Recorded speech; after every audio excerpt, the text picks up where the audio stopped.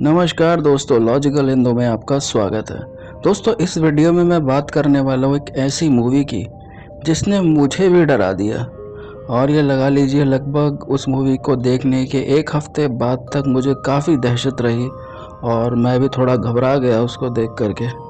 तो दोस्तों, मैं बता दूं कि दुनिया में शायद ही कोई ऐसी हॉरर मूवी हो जो मैंने अब तक ना देखी हो। मैंने कंजूरिंग, आप ये लगा लीजिए इंसीडियस, जापानीज कई मूवीज़ है। वेरोनिका की काफ़ी चर्चा है कि कई लोग उसको पूरी नहीं देख सकते। मैंने उसको भी देखा और मुझे कुछ खास डरावनी नहीं लगी। पर एक ऐसी मूवी में दोस्तों मैं इस वीडियो में बताने वाला हूँ जिसने मुझे भी डरा दिया और क्या बताऊँ, दहशत का माहौल बना दिया था उसने मेरे लिए। दोस्तों, लगा लीजिए ये बात होगी लगभग 15 साल पहले की। और जो मूवी है जिसने मुझे डराया वो थी इविल डेड। दोस्तों, आपको थोड़ी कह सकते हैं हैरानी भी होगी और आप हंस भी रहे होंगे कि इविल डेड में तो कुछ खास इतना है नहीं डराने वाला। हाँ, थोड़ा बहुत कह सकते हैं कि खून खराबा दिखाया गया है और थोड़े बहुत डरावने चेहरे हैं उसमें, पर ऐसा तो कोई डरने वाली बात ही नहीं है। तो मैं बता दूं दोस्तों कि जो डर है, जो जिस जिस चीज़ ने डर का माहौल बनाया, वो एक तरह से मूवी की कहानी, उसके कैरेक्टर्स नहीं थे मेरे लिए। मेरे लिए जो डर जिस चीज़ ने बनाया वो थी वो किताब, जो उस किताब को मेंशन किया गया था उस मूवी में, यानी नेक्रोनोमिकॉन, जिसको बुक ऑफ डेड भी कहा जाता है। दोस्तों, मैं आपको बता दूं, ये जो किताब है ये असली में एग्जिस्ट करती है और इसको अल अजीज़ के नाम से जाना जाता था पहले। और ये 8वीं शताब्दी में लिखी गई एक अरबी तांत्रिक जिसका नाम था अब्दुल अल हजरत, इसको पागल तांत्रिक भी कहा जाता था, क्योंकि माना जाता था कि ये अपनी तांत्रिक विद्या से जो कॉस्मिक एंटिटीज़ हैं उनसे बात किया करता था, जो हायर डायमेंशन में एग्जिस्ट करती हैं। और लोगों का यह भी मानना था, जब उसने किताब लिख डाली अरबी भाषा में, तो इसको ही कॉस्मिक एंटिटीज जो थी, खासकर दे चुटुलू एक कॉस्मिक एंटिटी मानी जाती है, उसने उसको खा लिया और उसको ख़त्म कर दिया। और बाद में आप ये लगा लीजिए HP लोवरक्राफ्ट, एक कह सकते हैं जो राइटर है, उन्होंने इस किताब को ट्रांसलेट किया इंग्लिश में। और फिर तब से ये जो किताब है आपको आसानी से अवेलेबल हो जाती है, आप ऑनलाइन इसको डाउनलोड कर सकते हैं और इसको देख सकते हैं। तो दोस्तों, अगर आप इस किताब को खोलेंगे और पढ़ेंगे, जो मैंने भी किया, क्योंकि मैंने जो मूवी देखी इविल डेड, तो मेरे अंदर भी उत्सुकता कायम हुई कि भैया ये किताब है क्या, असली में एग्जिस्ट करती है या नहीं करती, इसमें जो चीज़ें दी गई हैं वो सच में इतनी ताकतवर हैं।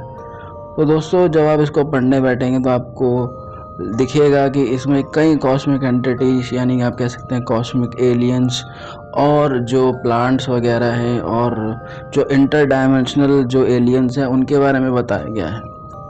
और इसमें आपको कई सारे स्पेल्स भी मिलेंगे। स्पेल्स का मतलब जैसे मंत्रास कहते हैं, वैसे इंग्लिश में स्पेल्स कहा जाता है। जैसे आपने मूवी में देखा होगा कि जब वो स्पेल्स पढ़े जाते हैं नेक्रोनोमिकॉन से, तो जो कह सकते हैं कि जो दूसरी दुनिया का रास्ता है वो खुल जाता है। तो इस किताब में वो मेंशन किया गया है कि आप जो है इंटर डायमेंशनल कॉस्मिक एंटिटी से कैसे कांटेक्ट कर सकते हैं।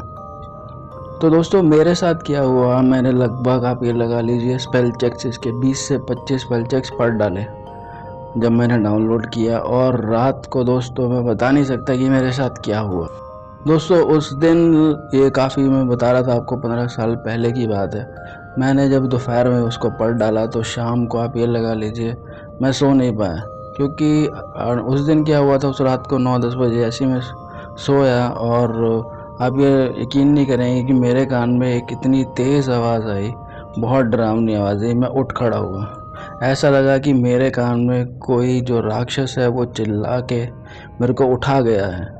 तो उस रात मैंने काफ़ी लाइट्स वगैरह अपनी जला के रखी और मुझे थोड़ा डर लगा। दोस्तों, अगले दिन मैं बताऊं, दोपहर को जब मैं अपना लंच कर रहा था अपने ही रूम में बैठ के, तो जो गिलास है पानी का वो अपने आप मूव करते हुए नीचे गिर गया। और फिर मेरे को एक जो कह सकते हैं परछाई है वो मेरे रूम से बाथरूम की तरफ जाते हुए नज़र आए। उस टाइम मैं दोस्तों काफ़ी डर गया था और ये सोच रहा था और उस दिन को धिक्कार रहा था कि मैंने उस किताब को क्यों पढ़ा। दोस्तों 2-3 दिन के बाद आप ये लगा लीजिए कि जब मैं सो रहा था अपने रूम में, मेरा जो रूम है वो टॉप फ्लोर पे है और लगभग 12 से 1 के बीच में मेरा जो रूम का दरवाज़ा है काफ़ी तेज़ खटखटाने की मेरे को आवाज़ आई। और उस टाइम मैं अब लगा लीजिए अब काफ़ी डरा हुआ था, लाइट वाइट मैंने जलाई और फिर जब आप ये लगा लीजिए जब दरवाज़ा खोला तो कोई नहीं था। तो उस दिन मेरे को एहसास हुआ कि भैया इस किताब में कुछ तो है और इसको पढ़ना खतरे से खाली नहीं था। तो मैंने फिर हड़बड़ाहट में पीडीएफ वगैरह उसको डिलीट किया और भगवान के सामने मत्था टेका और ये लगा लीजिए उस टाइम हनुमान चालीसा का पाठ भी किया। और हालांकि जो इंसिडेंट है वो एक दो दिन छोड़ के होते रहे और लगभग 1 महीना लग गया चीज़ों को नॉर्मल होने में।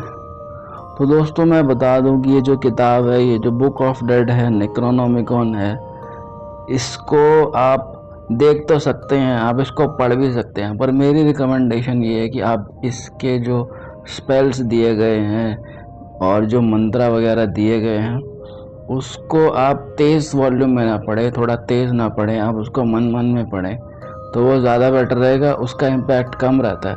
हालांकि कुछ लोग तो कहते हैं कि इसको रखना किताब को ही एक मनुष्यत है और मनुष्यत आपका पीछा नहीं छोड़ती जब तक आपके पास ये किताब रहती है, चाहे वो किताब डिजिटल फॉर्म में ही क्यों ना हो, वो जो है उसकी मनुष्यत है वो पीछा करती रहती है।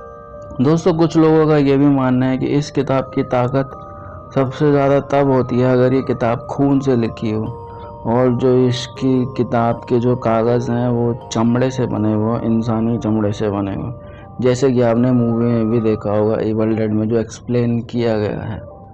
तो दोस्तों मेरा तो यही कहना है कि इस किताब को आप एंटरटेनमेंट की तरह पढ़ें, किसी कॉस्मिक एंटिटी को बुलाने के लिए या फिर कह सकते हैं कि किसी डार्क डायमेंशन के दरवाजे को खोलने के उद्देश्य से इसको ना पढ़ें।